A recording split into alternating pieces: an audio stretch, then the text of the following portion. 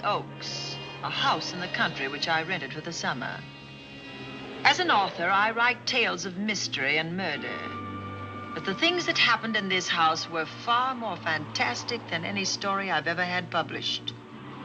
I brought a staff of servants from my city apartment, and my maid Lizzie Allen, who had been with me nearly 20 years. Lizzie? Yes, Miss Cornelia. Is the car ready? It's at the door. Look, Miss Cornelia, them servants you brought from the apartment are talking about walking out on us. Really? Well, I know they don't like it here, but I didn't think it was that bad. Well, they've been hearing things about the killer that the police call the Bat and the murders that he committed here this past winter. Now people are saying that he's back again. Well, how can they be sure of that? Has he committed another crime? No, not yet, but that ain't saying that he won't. Here's something else. You've heard about the bats they have here. Animal bats, the kind that fly. Yes, yes. Look what it says in this magazine. This is a report from the State Health Department, and it says some of them bats is rabid. Well. And that ain't all. Now there's a rumor going around that it was the bat himself, the killer, I mean, that released the rabid bats in this neighborhood. Oh, that's ridiculous. Well, the housekeeper, the cook, the butler, and the upstairs maid don't think so. Well, I can't help what they think. If hysterical nonsense like that can scare them out of their good jobs, it's their loss, not mine. Come on, Lizzie, I've got to get to the bank.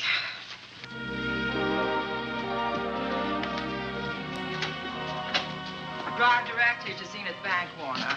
I'm afraid we'll have to hurry. It's near closing time. I'll get you there, Miss Van Gorder.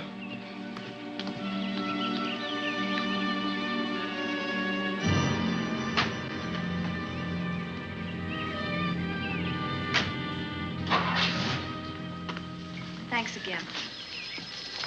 Miss Van Gorder. How do you do, Mr. Berry? How are you? I'm very well, thank you. You remember Lizzie Allen? Of course. Hello, Miss Allen. How do you do? So you're spending the summer with us again? Yes, yes. I've leased the Oaks, the home of your bank president, John Fleming. I heard you had. I was surprised. Why? Is there something the matter with it? No. I was surprised because Mr. Fleming said he would never rent it. Oh? Well, I rented it from his nephew, Mark Fleming, who has the real estate office here. He said his uncle would be gone the entire summer. Well, that's right. Mr. Fleming's in the North Woods now with his physician, Dr. Wells. Oh, pardon me. Dale, I want you to meet my wife. We were married at Christmas time. That must have been nice. Believe me, it was. Oh, here she is. Oh, dear. My wife, Miss Van Gorder, Miss Allen. How do you do, Mrs. How do you Bailey? do? Cornelia Van Gorder. Yes. Oh, well, I've read every murder mystery you've ever written.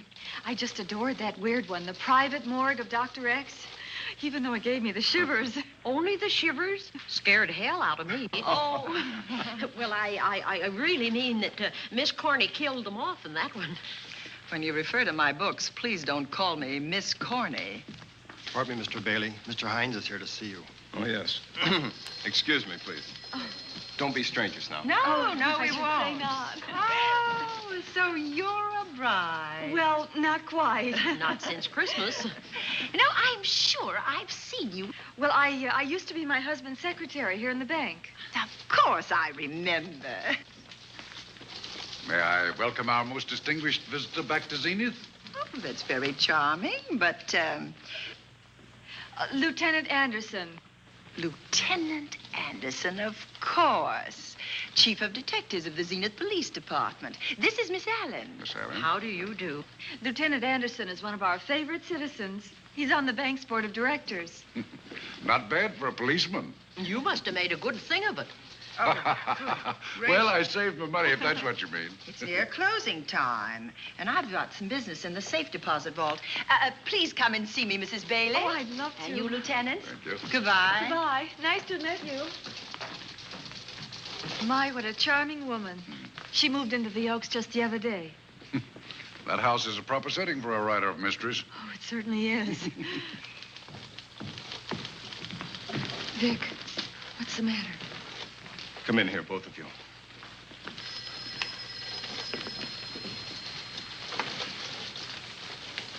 Andy, we're in trouble. Wendell Hines came in to pick up $350,000 worth of bonds that we were holding as collateral for a loan. They were kept in our special vault. Mr. Fleming and I are the only officers of the bank who have access to that vault. So? The Hines bonds are gone. That's not all. Other negotiable securities are missing. From what I can gather, short of a careful check, the bank has been looted of over $1 million worth of securities. You'll have to notify Fleming. I wish I could talk to him. Unfortunately, he and Dr. Wells are deep in the woods. They can't be reached by phone.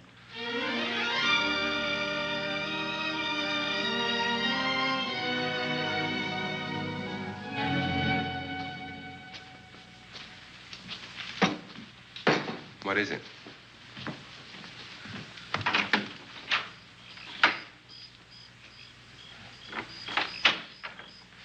I thought I heard someone on the path coming from the lake. Had an idea it might be that guide of ours. Oh, Sam won't show up until morning. It's a 20-mile canoe trip from here to civilization.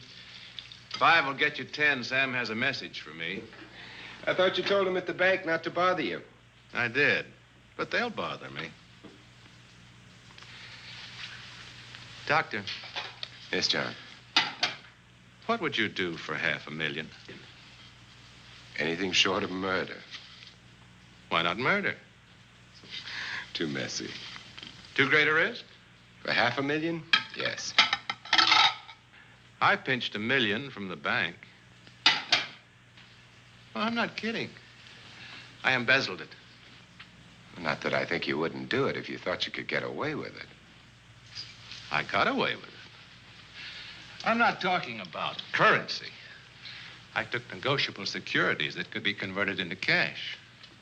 I have the cash in 10s, 20s, and 100s. Well, I'm your doctor, not your lawyer. Why tell me this? You'll find out why. Who's going to take the blame for the robbery? Bailey, the cashier. They'll never suspect me. I like Bailey. Well, so do I. I love the guy. I gave him his first chance. He has a lovely little wife. Charming girl. Was the best man. Where's the $1 million? In my family's tomb in Zenith. In the crypt with my father's casket. I don't buy that, John. No? No. You forget that I had you in charge when you were a very sick man. When you raved in delirium. And I heard you talk about a hidden room. Now, where else could you put a hidden room except in that mansion you built? That white elephant you call the Oaks. Look, everyone knows I have a bad heart. Now, who would doubt it if you wired the bank directors that my heart had failed? That I had fallen from a great height here in the woods, and that I was badly smashed up. You could ship the body back for burial and instruct them not to open the casket due to the condition of its contents. Well, you realize, of course, that we'd have to have a body to put in that casket, which means that we'd have to deal with an undertaker at this end. Of course. Well, where do we get a body? Couldn't we provide one of our own? How about Sam? Sam, our guide? Sam weighs about as much as I do. He's practically a hermit. He wouldn't be missed for a long time. The local undertaker would know him. Not if we made him look as if he'd been in a serious accident. But if Bailey's going to take the blame, why do you have to do this? A jury might acquit him. In that case, I'd be a logical suspect. I could disappear, of course, but it's safer if they think I'm dead.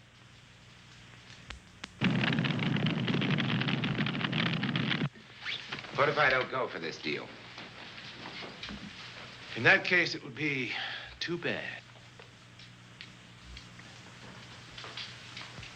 You mean you'd kill me? What else could I do? Now that I've told you about the $1 million, I'd say you were shot in a hunting accident. Now, look, Doctor, if you can find another body instead of Sam's, it's all right with me. There's $500,000 in it for you. I'll do my best. I smell smoke. So do I. What's that noise? Look, Doctor, the woods are on fire. coming this way. We've got to get out of here. Out the back way. We will. As soon as I provide that body we were talking about.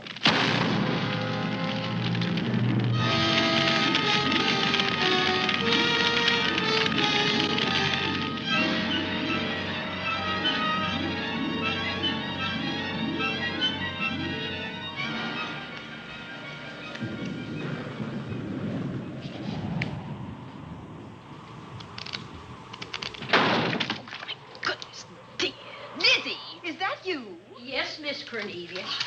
There's a storm coming up, and it's gonna be a snorter. The wind nearly blew the door off its hinges. Well, that noise blew my game higher than a kite. I think I've lost some of the cars. Oh, I'll get them for you. Oh, I see you found the paper. Drat that paper boy, scooting by on his bicycle, just chucked it into a clump of bushes and let it go at that. For land's sake, Mr. Vic Bailey's been arrested. Oh? I think. Victor Bailey, vice president and cashier of the Zenith Bank, was arraigned before United States Commissioner Alvin Fielding, charged with the embezzlement of over $1 million. I can't believe Vic Bailey had anything to do with that robbery.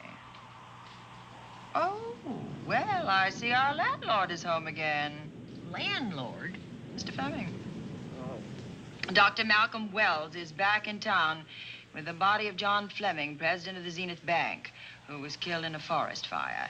Mr. Fleming will be laid to rest in his family's tomb on Friday. And I hope he stays there. Well, why shouldn't he? Well, this is his house.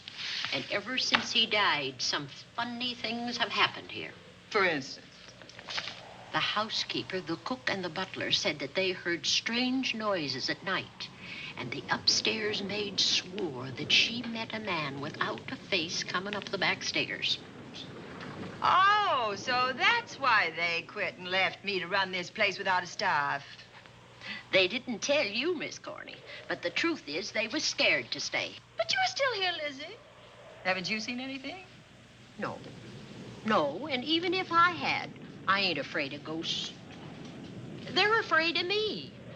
Honest, Miss Corney, a spiritualist told me once that ghosts was allergic to me. But this Bat feller they keep talking about in the paper, I guess he'd be different. No, I don't think you'd have the same effect on him. Oh, dear. What are they trying to do? Drive people away from this part of the country? Why, what does it say about the bat? His specialty seems to be killing women. My goodness, 2 of them in one night. All his victims died the same way, like their throats had been ripped open with steel claws. That's a charming little caper. I'll have to try it sometime. In a book.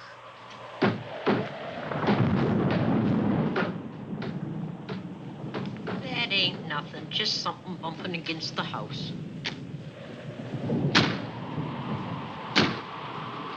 That's just the wind banging a door. Pay no attention to it. Listen to this. One of his victims, who lived for a moment after she was found, described the bat as a man without a face. Honest, Miss Corney, I think that woman must have been exaggerating.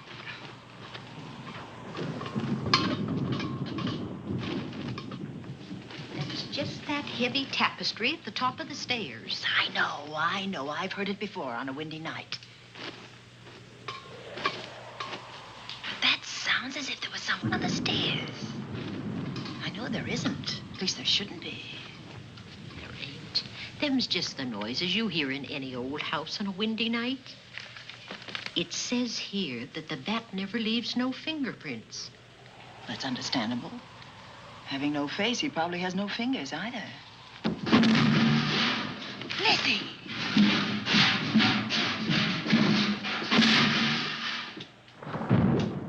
And that, I suppose, is the cat dropping its dentures. No, I don't think so. But I think it's something should be looked into.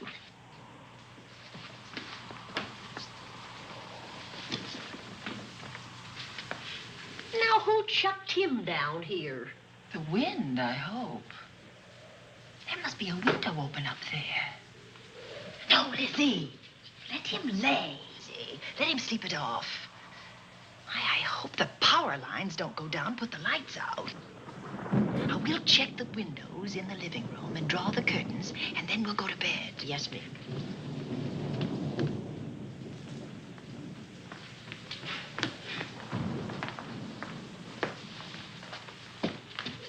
I won't be a minute.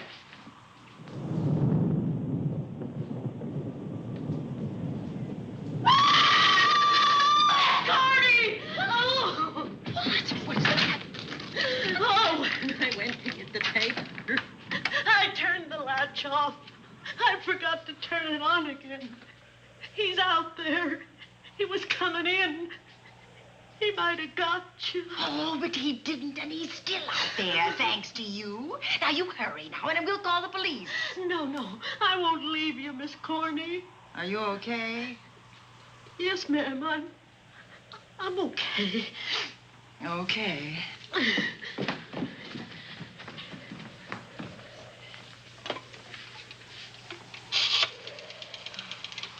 Operator? Give me the police department, please. Zenith Police Department. This is Cornelia Van Gorder. I'm living at the Oaks. We know about that, Miss Van Gorder. Just a moment ago, a man tried to force his way into this house. You're not alone there, are you? What about your servants? Well, I have none except my chauffeur, and he's away. He won't be back until the morning. Now, there's only 2 of us here tonight, and we're going to lock ourselves in my room. Now, if any of your men see anything, will you have them call me? I'll send officers over there right away. Oh, thank you very much. Come on, Lizzie. We're going to sleep in my room.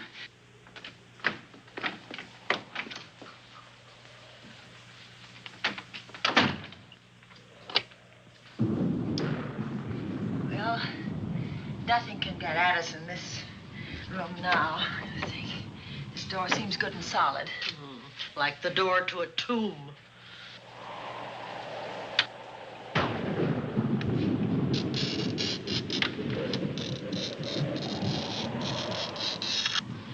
I think that couch will be comfortable. There's some extra bedding, you know. Yes, ma'am. Closet. Let's see now.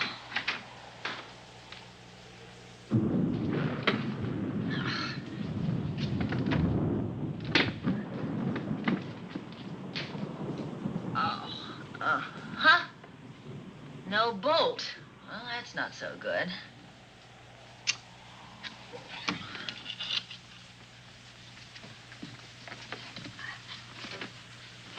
What's that for? That, my good woman, is a booby trap. If anybody tries to open this transom, this will be knocked off, and we'll hear it fall.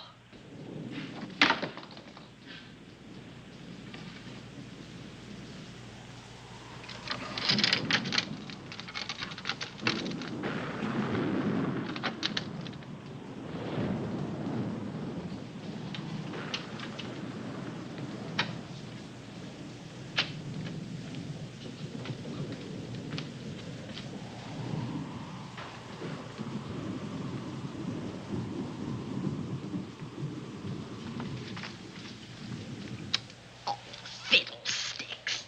I forgot my night things, my robe, my gown, and my slippers. I'll go get 'em now. Now, wait a minute, Lizzie. I'll go with you. Now, don't you bother, Miss Cornelia. My room's just down the hall. Lizzie, I told you to wait. It's all right. I'll only be a second. Get in here. Get in here.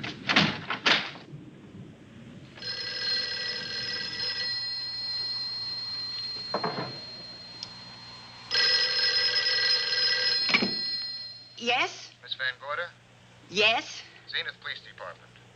There's a police car just outside your house, and the officers in it have reported that there's no sign of a prowler anywhere on the grounds. Well, the man's inside now. He's in the hall, just outside my bedroom.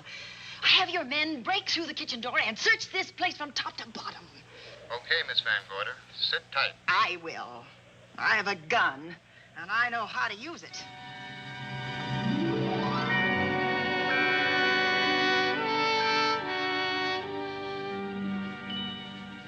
Oh, relax, Lizzie. The police did a good job. They couldn't find anybody in here.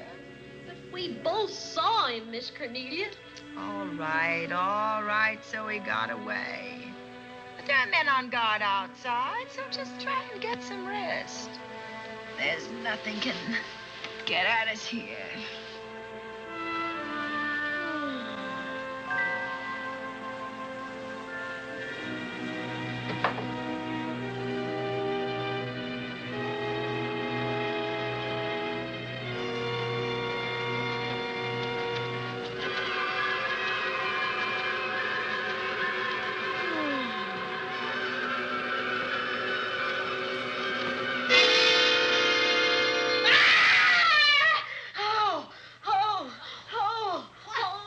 Miss Cornelia!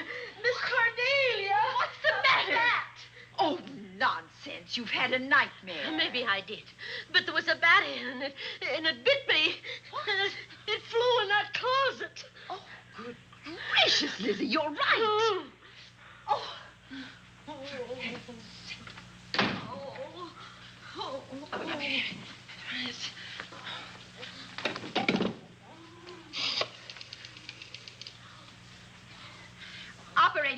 Operator, will you get me Dr. Malcolm Wells' office, please? No, I don't know his number, and I have no phone book up here, but this is an emergency. Will you connect me with his office, please? Oh, dear, I'm going to get the rabies. Hello? Hello? Dr. Wells' office? This is a call service. Dr. Wells is out at the moment, but if you'll give me your name and number, I'll try to locate him. Well, this is Miss Van Gorder of the Oaks. My maid has just been bitten by a bat that may be rabid, and she must have treatment as soon as possible. And I was told that Dr. Wells was the nearest physician. I'll try to find him for you, and if I can't, I'll send you another doctor. Oh, well, thank you very much. Oh, he's out on a case. Oh. Oh, I hope it's not a delivery. A baby, I mean. They can be terribly complicated. It never bothered me none. Oh, Lizzie, you never had a baby. Of course I didn't. That's why they never bothered me. Oh, does it hurt, huh? Little.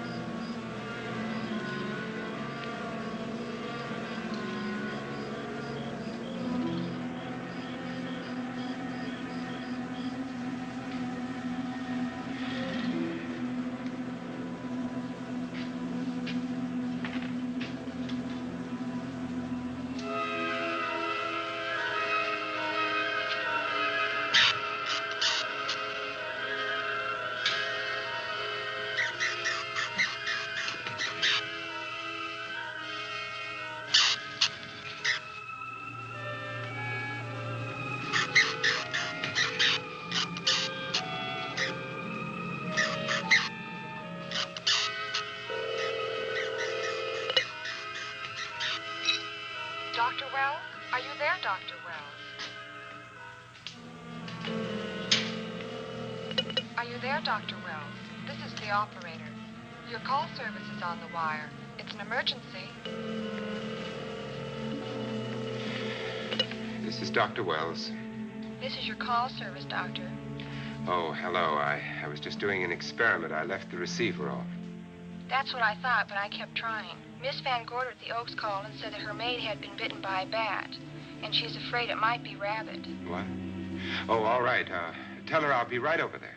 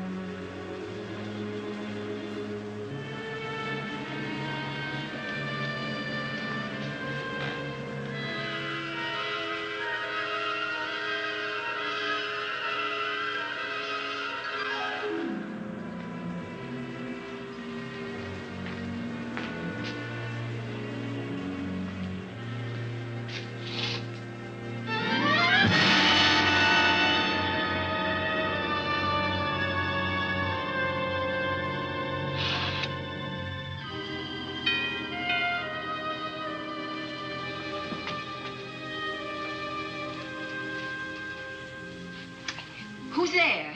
Dr. Wells. Come in. Good evening. Oh, I'm so glad they found you, Doctor. Well, I reached my office shortly after you called. How is your maid? Is she in any pain? No, she doesn't seem to be. Did the bat get away? No, I believe it's still in my bedroom. Oh, good. I'll want to examine it. There you go, Miss Allen. Now you'll feel better? Doctor, have I got the rabies? Well, I can tell you better after I've examined the bat's brain under a microscope.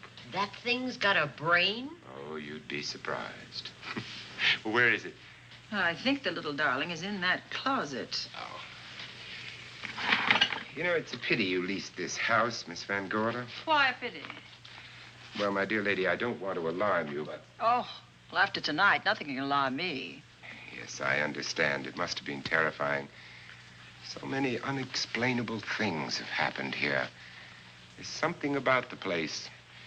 Your servants must have sensed it when they walked out on you. An apprehension of disaster. Well, let's see. Aha! Yes. There he is. All right, now, take it easy. Nobody's going to hurt you. Quiet now. Quiet.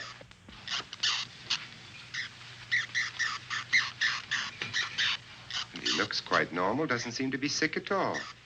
Oh, ain't that nice? I've been worried about him. Well, you should be. From his appearance, I'd say that he doesn't have any infection. In which case, you've had a narrow escape. Now, you take one of those tablets I left for you, and I'll guarantee you a good night. And I'll drop in on you tomorrow. Oh, thanks for everything, Doctor. Now, don't worry. I can find my way out. Oh, I know you can, but do let me help you. Oh, don't forget that once I'm gone, you'll have to climb those stairs alone. Oh, I'm all right. I'm armed now. Can you shoot one of those things without shutting your eyes? Oh, Doctor, there are guns in every book I've ever written. I don't write about things I'm unfamiliar with. Lock the door, Lizzie. Good night. Yes, ma'am. Good night, Doctor. Accident? No, the wind blew him down. Oh. I think. Oh. Did you know that young Mark Fleming leased you this house without notifying his uncle? No, I didn't. Well, it doesn't matter now. John Fleming is dead and Mark's his heir. But if John were alive, he would warn you to leave here, Miss Van Gorder. Really? Yes. It's been a tragic place for anyone who ever lived in it. Well, good night. Good night, Doctor. Who's out there? Nobody you need worry about, Doctor. Oh, it's Andy. That's right. Oh, good evening, Miss Van Gorder. Good evening, Lieutenant. Somebody sick here? My maid was bitten by a bat. Oh? A rabid bat? Well, I'll know for sure when I get to my lab. I caught the bat. It happened indoors? In my bedroom, yes. How'd it get in? Well, there are many ways a bat could get in a house. You ought to know. I spotted this hole in the window the minute I got here. Why? That's where the two-legged bat got your door open. Miss Van Gorder told me that she phoned headquarters at Zenith. Yes, I phoned twice. The second time was after the prowler got in the house. Weren't you at headquarters, Andy? No, but they contacted me. An officer came and searched the house from top to bottom, but they couldn't find the bat. You better have this window fixed tomorrow. Oh, yes, I certainly shall. Yes, and I'd better be going. I'm due in surgery at 8 o'clock in the morning. Good night. Good night, Doctor. There will be a man patrolling the grounds all night, Miss Van Oh, Gorder. thank you. And nobody inside, Andy? Why should there be? Well, how do you know but what the bat is hiding somewhere in the house? I'm quite sure he isn't in the house, Doctor. Not now. Good night. Good night.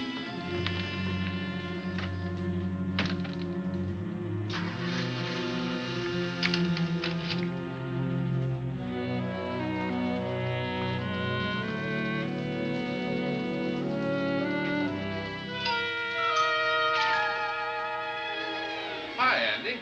Hello, Mark. Well, congratulations. Real estate business must be picking up. New office, new furniture. New deal. How do you like it? It looks expensive. Are you squandering your inheritance? Oh, I haven't got it yet. Well, the paper says John Fleming left his entire fortune to you. Funny thing about that entire fortune is that we can't find it. No kidding. Oh, all Uncle John had in his bank account was a couple of $100. And his safe deposit box was empty. If we don't find that missing million, mine will be empty, too. How come? Well, all my savings were invested in Zenith Bank stock. The examiners won't certify the bank is solvent until those stolen securities are found. So the stockholders have voted an assessment that'll wipe some of us out. It's a since those securities have been converted into cash. And if I can't find that cash, I'm sunk. Well, where are you going to look for it, Andy? Here in Zenith. Your uncle wouldn't take $1 million on a hunting trip, would he? You suspect Uncle John? Why, Andy, he founded the Zenith Bank. That'd be like robbing the family tomb. You think he wouldn't? Well, besides, Vic Bailey's fingerprints are all over the vault. Now, they didn't find any of Uncle John's fingerprints. Because he wiped him off. Can the defense prove that? They'll try to. Judy Hollander, Bailey's secretary, is a defense witness. And they believe her testimony will have a powerful effect on the jury. Oh, well, she has a powerful effect on me. Judy's a doll. Here's the book you mentioned, Judy. Your newest one. Yes, it's just been published. You can have that copy if you wish. Oh, it's a first edition and you've signed it. Yes, of course. Thank you so much. May I serve tea now, Miss Van Gorder? Yes, please do, Warner. Thank you. Well, I see you've engaged new servants. Yes, of course. Well, how did you persuade them to live in this house? Well, Jane Patterson, my new housekeeper, knows this house better than you do, Doctor. Oh? She worked for John Fleming. And Warner was my chauffeur. Chauffeur turned butler? Yes, it's incredible. He can play any part at a moment's notice. Did you get a plumber, Warner? No, we can't get a plumber for 3 days, madam. What about that leaking pipe? The basement will be flooded in 3 days. The pipe is no longer leaking. You mean it's dried up of its own accord? No, not quite. I packed the elbow where the water was coming out. Packed the elbow? Thank you, madam. Now, there's a character. How long did you say that he worked for you as chauffeur? About 3 months. Well, I hope he doesn't have a police record. My dear Dale, it may interest you to know that the last night of his life, John Fleming told me that he loved your husband like a son.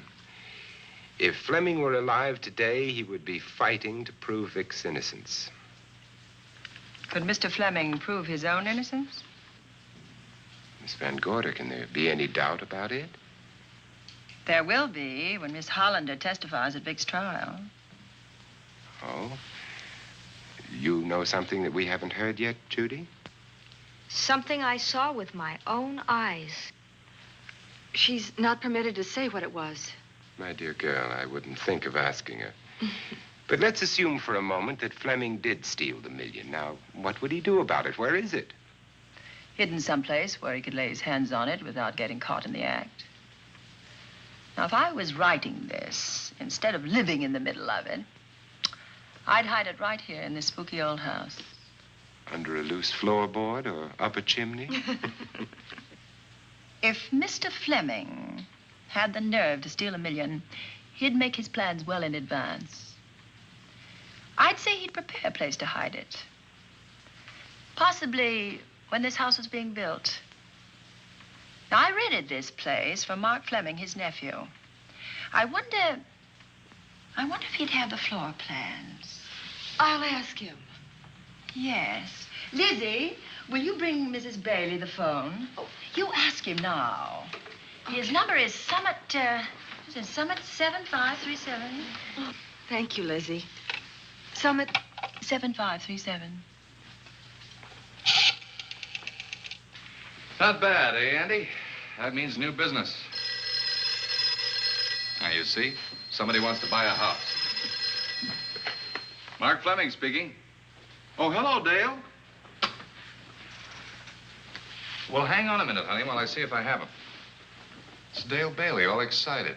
Miss Van Gorder wants to know if I have the floor plans of the Oaks. Now, what would she want with the floor plans? Well, she suggested to me that your uncle might have hidden the bank loot there. Are the plans here? Well, they're somewhere in the house itself. Wait a minute, there is a place where Uncle Johnny might have kept those blueprints.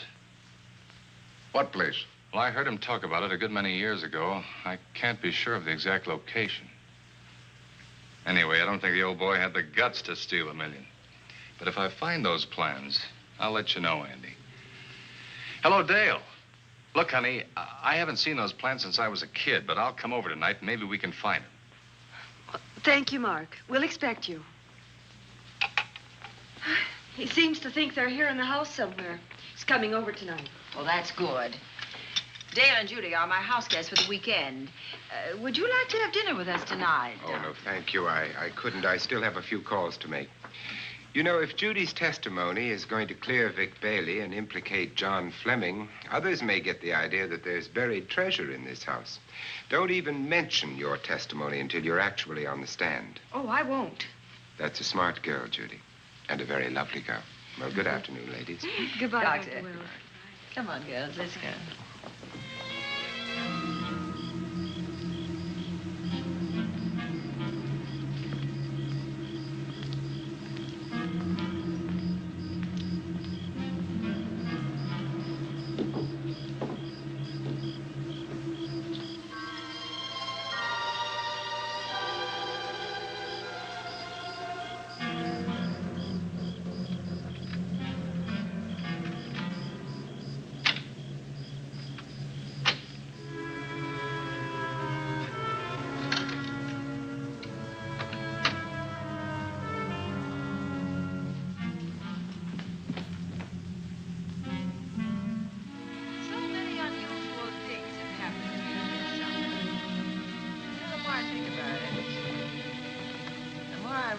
I should be putting them down on paper. Weren't you your husband's secretary, Dale? Yes, I was. Do you take shorthand? Mm-hmm. Well, my dear, if you'd like to have your mind occupied, I want you to work with me while I write the story of this fantastic criminal, the Bat.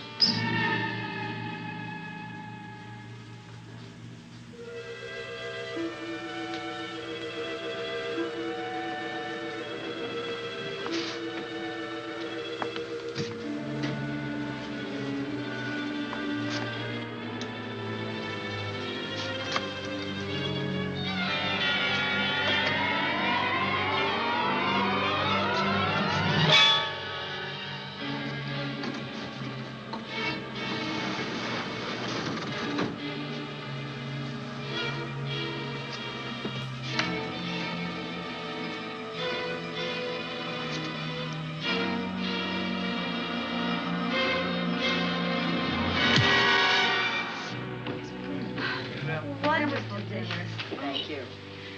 It's really nice. A good dinner, Lizzie, as usual. Wonderful.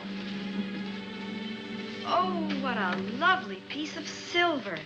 It's an original, isn't it? Yes, they still use them in England for buffet breakfasts. Some hot water in the bottom. Keeps your kippers hot, your sausages, and your scrambled eggs. Interesting. It's very useful, really nice.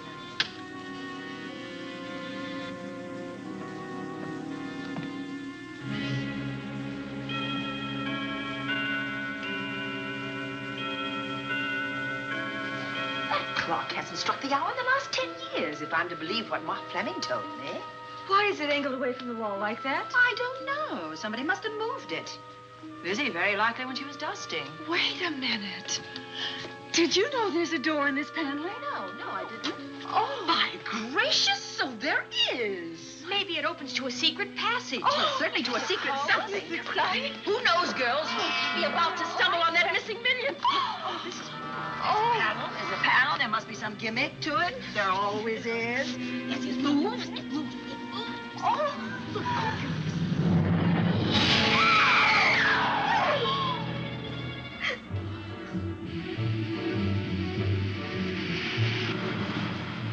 Calling car 11. Calling car 11.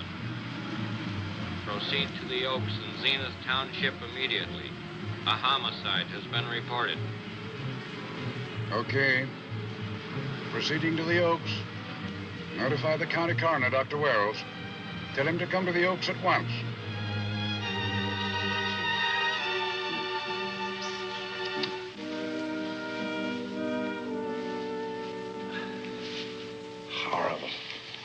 if his throat has been torn by some creature with fangs or claws.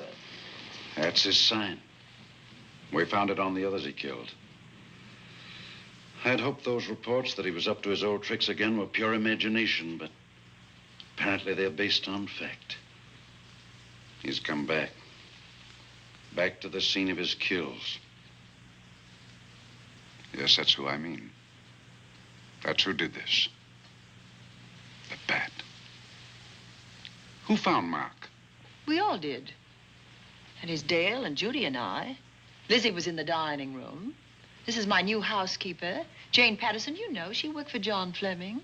I know her. Where were you, Mrs. Patterson? In the kitchen, cleaning up.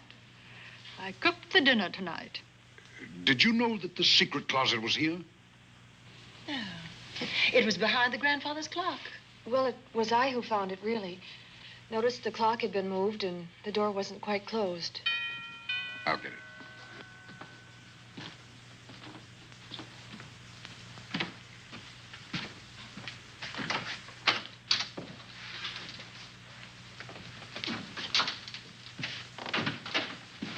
Who is it?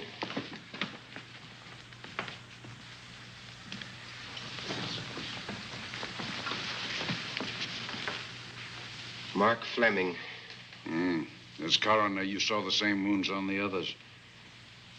How long's he been dead? Oh, I'd say about a half an hour. Do you believe it was the bat? That's a bat's trademark. Perhaps he's still in the house. That's possible.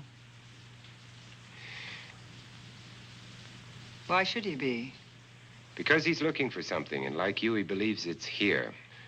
And he's a persistent killer. I would advise you to get out of this house as quickly as possible, notwithstanding our expert police protection. Have you called the morgue? They're on their way here. Oh, good. I want to examine the body before they get here. May we take it into another room? Yes, to the sunroom in the back. Thank you. Give me a hand. Excuse me.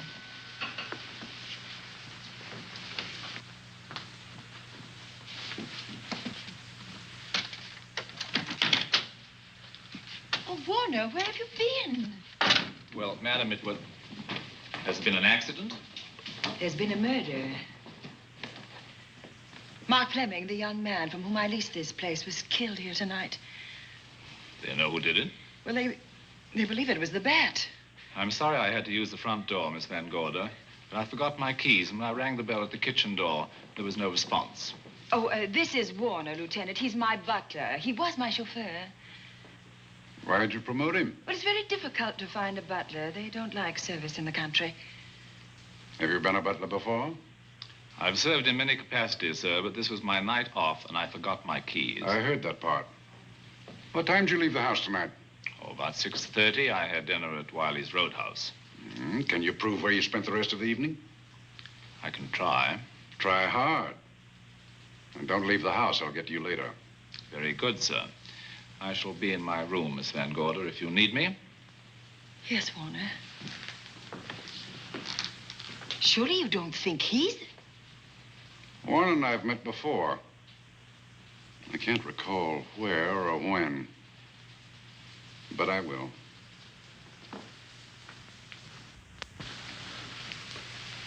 There'll be a crew here shortly from headquarters, dusting for fingerprints, taking photographs. But in the meantime, Mrs. Patterson, you aren't leaving the house tonight, are you? No, Lieutenant. Don't. I'll talk to you in the morning. Good night. Good night, sir. Good night, Miss Van Gorder. Dale, I was with Mark Fleming this afternoon when you talked to him about the floor plans of this house. I heard him tell you he was coming here tonight. Dale called him at my request. She told me he was coming. Who else heard her tell you that? Judy, Lizzie. And that nice Dr. Wells. Dr. Wells. There are a few killers who kill for the fun of it. The bat very likely is a mental case, and I'm convinced that his crimes are motivated by his mania for personal gain. There's $1 million at large, and he's going to keep on hunting for it until he lays his hands on it. Now, these young ladies are staying here tonight? Yes, they're my house guests. Well, when my crew arrives, we'll be busy for a while, so I'd suggest that we go to our rooms? That's a very good idea. Come on, girls. What about a police guard for this house tonight, Lieutenant? You've got one. I'm going to cover this place tonight from the attic to the basement. If the bat makes another call, I'll have a little surprise for him. Who is he? Have you any idea?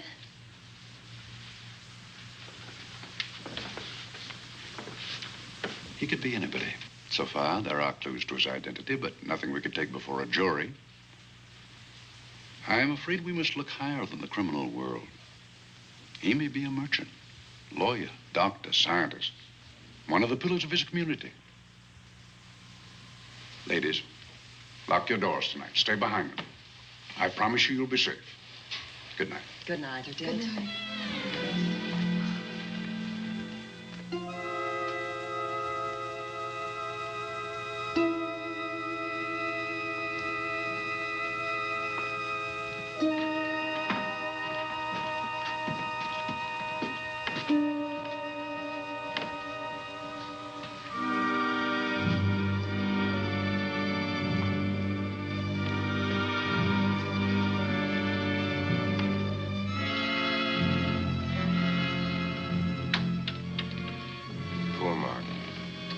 It's a pity.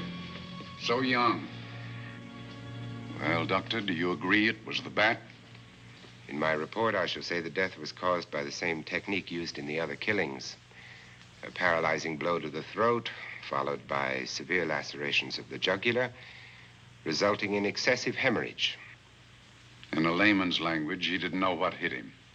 Oh, he knew. But he didn't have time to think about it.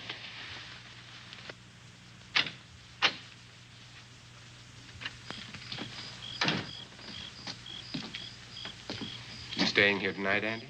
Well, until I check the doors and windows, but I'll be back bright and early in the morning. Neither snow, nor rain, nor heat, nor gloom of night stays these couriers from the swift completion of their appointed rounds. A lot of people are due for a shock when I close this case. Yes, I'm sure they are.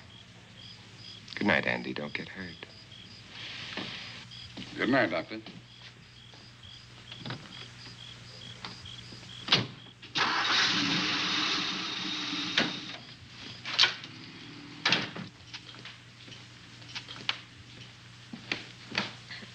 You know, I think we'd better let you get some sleep. Oh, well, Lizzie and I share this room for mutual protection. You know, one night, a storm blew the wires down, put the lights out, and I went out the next day and bought a half a dozen of these things. You better take one with you, Dale. Oh, thank you. We'll go across the hall now. Are you sure there's nothing else you need? Oh, no. Quite sure. We'll be all right. Well, if anything bothers you, you just sing out, and 2 strong women will come to your rescue. Oh, nothing will bother us. Not with Andy on the job. No. Well, good night. Good night, Miss Van Gorder. See you in the Don't worry. Everything will be all right. We won't. Good night. Good night.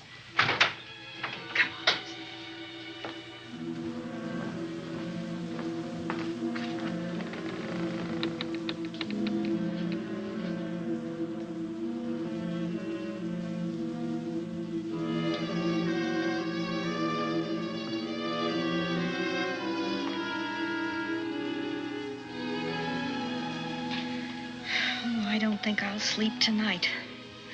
Me neither. All I can see is poor Mark Fleming staring at us. I thought that when people died, their eyes closed, as in sleep. Don't think about it. I'll bet you're thinking about it. No, I was thinking of my poor husband sleeping in jail tonight. Oh, Judy, I love him so much.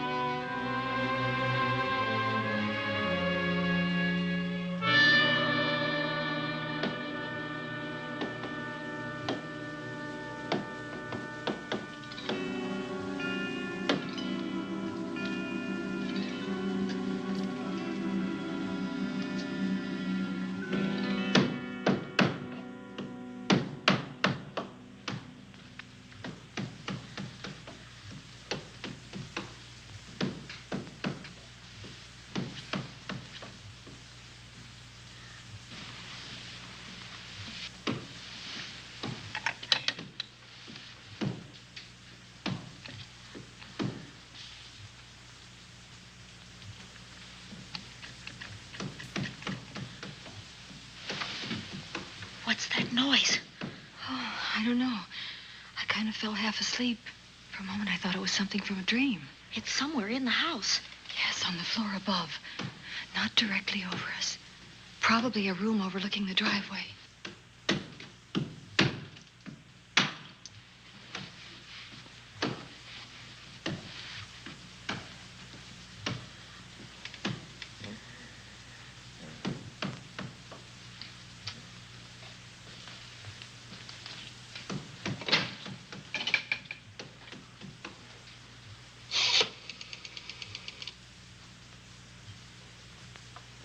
Should we call Miss Van Gorder? She'll hear it. How can she help but hear it? Oh, besides, we don't want her to think we're a couple of hysterical women. Well, I'm about to become one. Oh, I dear. had it for one night. Dale, you're not going out in that hall. I want to know what's happening up there. But Lieutenant Anderson said if we stayed behind our locked doors, we'd be safe. Vic isn't safe locked up in that jail. Suppose that stolen money is in this house. Mark Fleming seemed to think it was. Maybe that's what somebody's looking for. Oh, for heaven's sake, don't you hear that awful noise up there? Now, Lizzie, you've just got to stay awake. The house phone and the outside phone wires have been cut, and we can't get help. Where's that policeman? Oh, I don't know. Something must have happened to him. Now, go on, get on your robe. Oh, Dale, please don't go up there. I've got to. Think what it could mean to Vic. Now, you stay here. Oh, no. If you go, I go.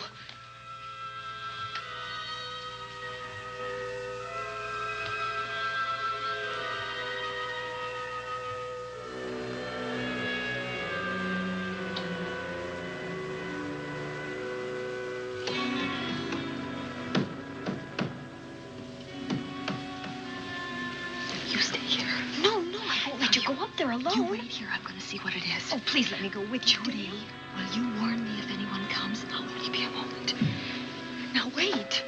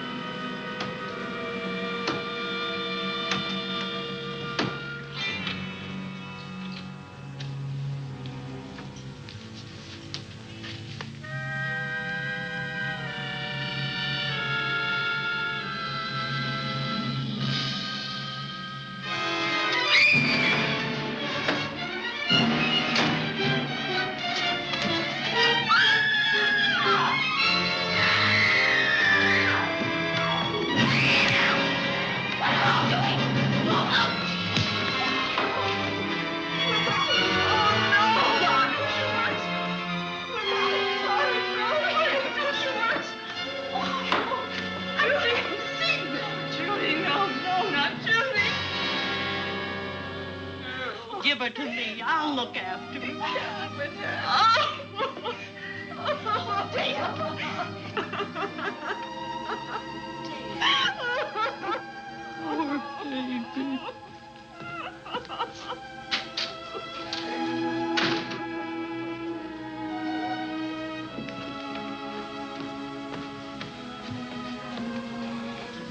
Judy.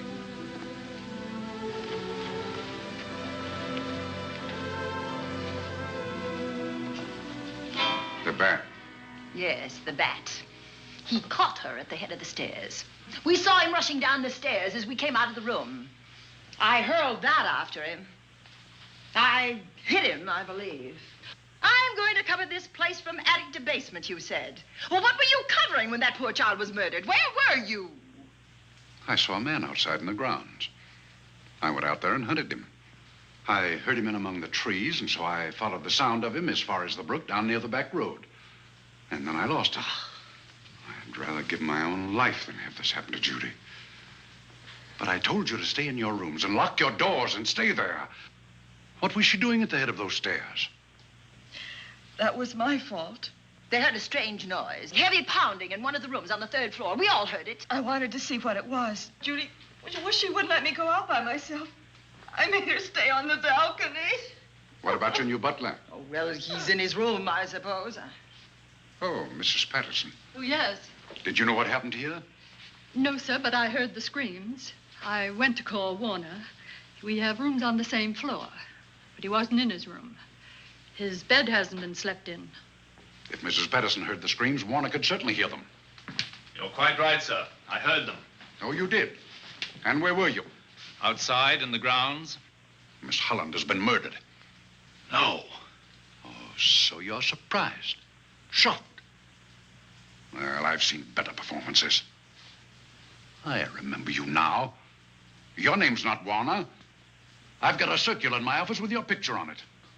The Chicago police not so long ago were hunting for you in connection with the robbery. You're right again, sir. And they found me and they tried me and I proved my innocence and I was acquitted. That could have been a lucky break.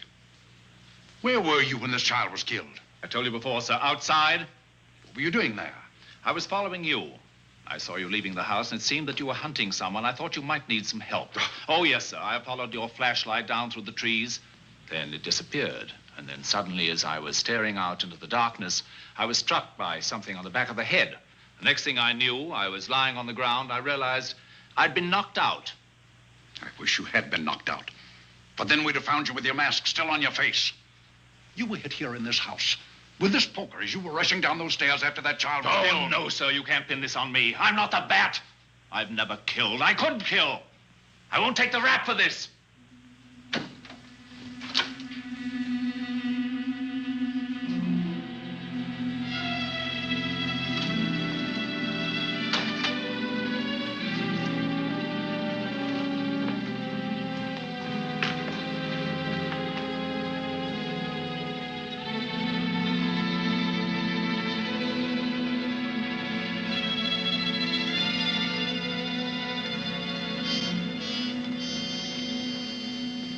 Doctor. We have another case for the county coroner. You see, the bat came back. Why did you come back, Doctor? Well, I had an accident about a mile down the road. The right rear wheel of my car came off, and I plunged into the ditch. This was the nearest house, so I came here to call for help. I thought I'd find you around, Andy. Physician, heal thyself. You must have been hit by something on the back of your head. I told you I had an accident. So you did, Doctor. So you did. I could be wrong. But maybe I'm not. We shall see. All right, dear, let's start a new chapter. For days, the murders held the headlines. Lieutenant Anderson grilled us and ransacked the house from top to bottom. Warner was not placed under arrest, but his every move was watched. At night, except for a detective on guard in the house, the police and the reporters left us alone. And on one of those nights, without telling Lizzie or anyone else, I pursued a secret investigation of my own.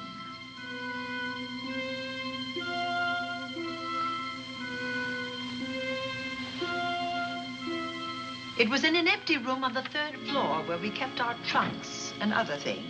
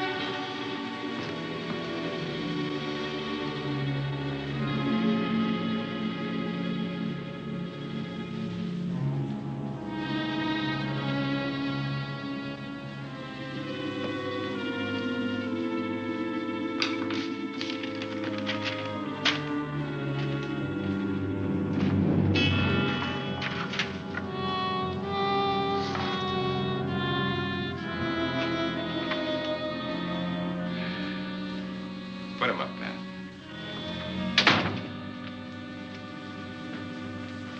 It's a bright idea to kill me in my own lab and let people think that I'm the bat.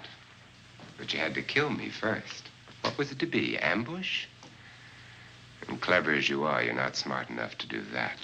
Nor were you smart enough to find the money, though you came quite close to it. But I know where it is. And when you're dead with that sign pinned on your chest, I'm going to collect it and live happily ever after. He destroyed himself.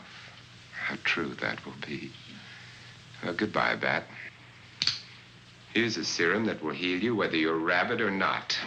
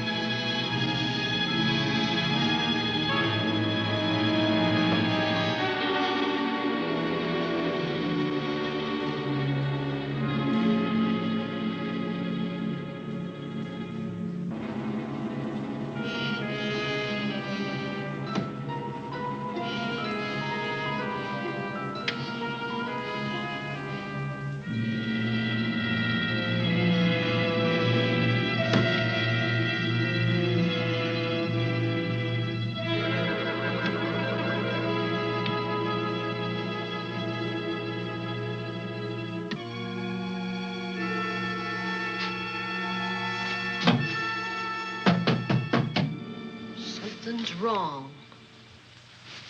Something's wrong.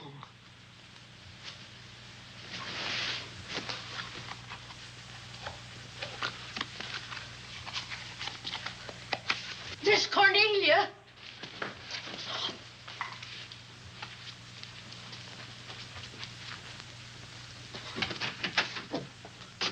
Miss Cornelia.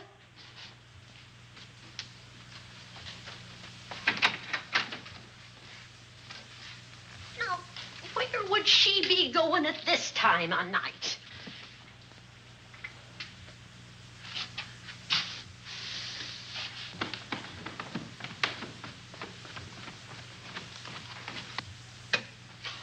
Well, land's sake.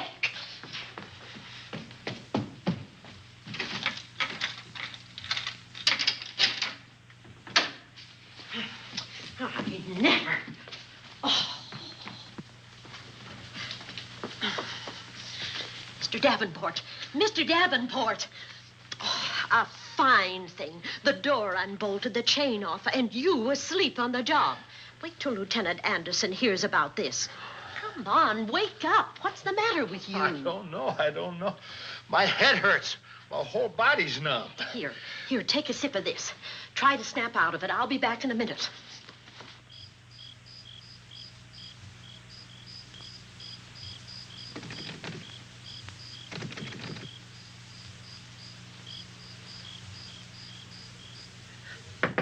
Hurry, will you? It's Lizzie. I'm terribly worried. I can't find Miss Cornelia anywhere, and something's happened to the policeman. I don't know what. Get Warner. Bring him to the drawing room. Tell him we need him.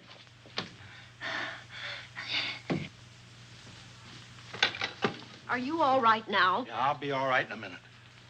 I remember now. I took a drink of wine from that decanter there. Miss Van Gorder told me to help myself. She wouldn't put nothing in it? Well, somebody did. Somebody who knew I was on duty here. Then it was somebody that got Miss Van Gorder. I can't find her anywhere. Upstairs, downstairs, or in the basement. I told the housekeeper to get Warner. Lieutenant Anderson will want to know about this. Hello. Yeah, this is Davenport at the Oaks. We've got trouble here. Well, for one thing, I was drugged. Yeah. But I must have been knocked out because the maid tells me Miss Van Gorder is missing. Well, you better call Anderson and let him know. He's not at home. Well, where is he? Out on a case? What case? Dr. Wells. What else did they tell you about it? Oh, hurry, will you? We've got to find Miss Cornelia. Okay. Lieutenant Anderson is out on a case. Dr. Wells was found dead in a room next to his garage, murdered. Dr. Wells? There's something queer about the killing of Wells, but headquarters won't talk about it. Lizzie, Warner isn't in his room. There's no sign of him anywhere. And I was supposed to keep an eye on that guy. Where's Miss Cornelia? That's what I want to know. Wait a minute. Didn't you say that the chain and the bolt were off of the front door? I certainly did. Well, maybe Miss Van Gorder went outside. Oh, she never would. We better look. I can't breathe. There's no air.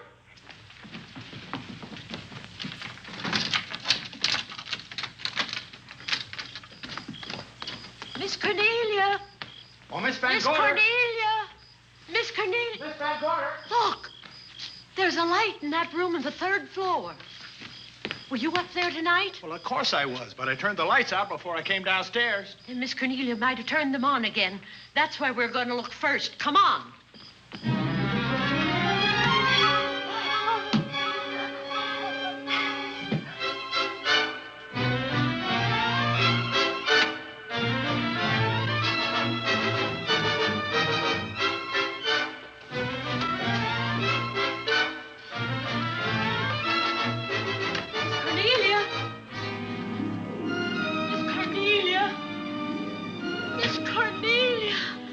Yes, Lizzie. I'm here. Right here. Come to the mantelpiece. Here we are, Miss Van Gorder. What do we do now? Over the mantel, there are 5 panels. Strike it with your hand.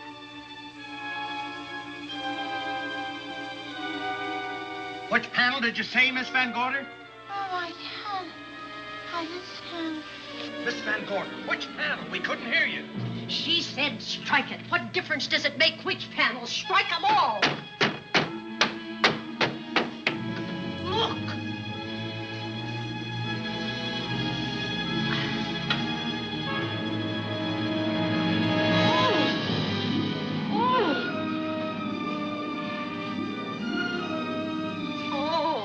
It's all right now. It's all right, dear. Lizzie's here.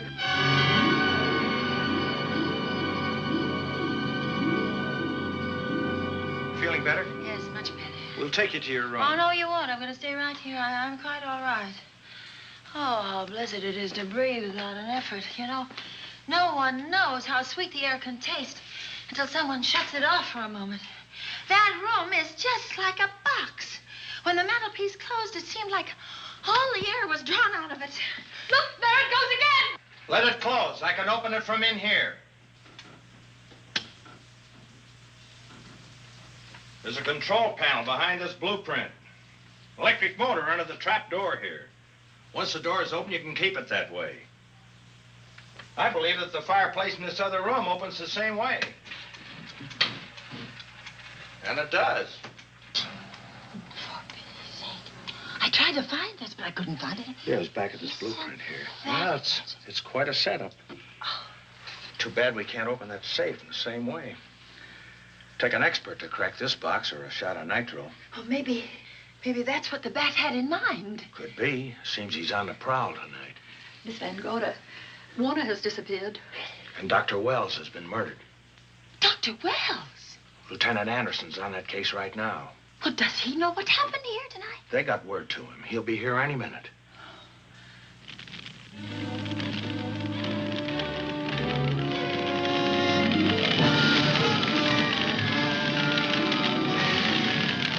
What's that noise? Miss Van Gorder, the garage is on fire. Scott, look at that.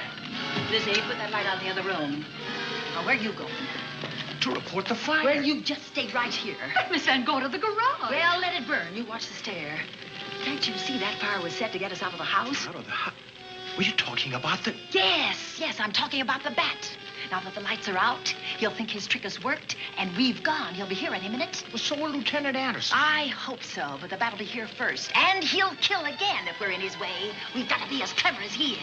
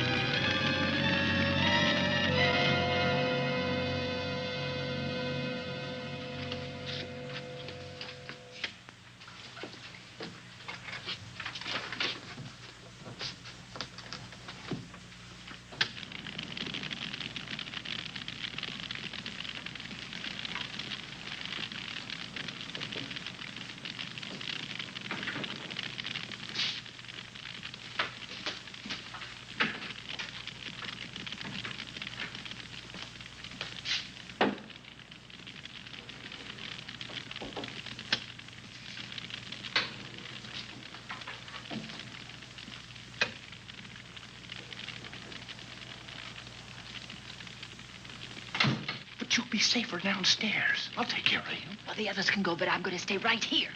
All right, but get out of sight.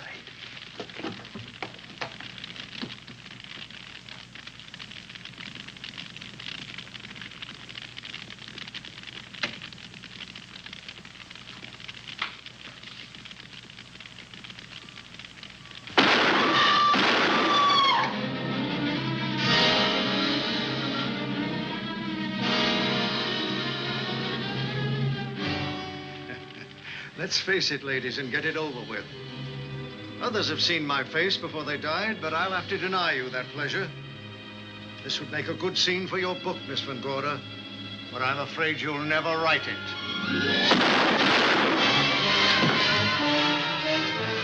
That is Warner.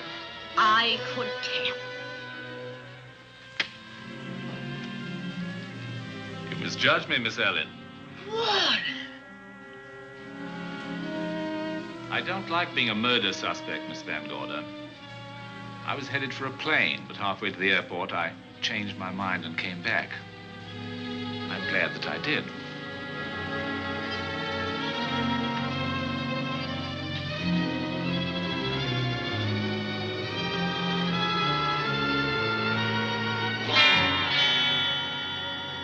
Why, it's Lieutenant Anderson.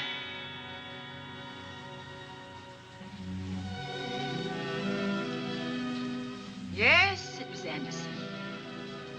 He'd discovered the secret of the hidden room and was waiting to get into it and open up the safe. We found the money in it, a little over $1 million in tens and twenties and hundreds. Good old Andy. With all his ill-gotten gains invested in bank stock. It's rather a clever way to hide stolen money. In the open, as it were, and so respectable. But don't try it. No matter how clever you are, you can't hide murder.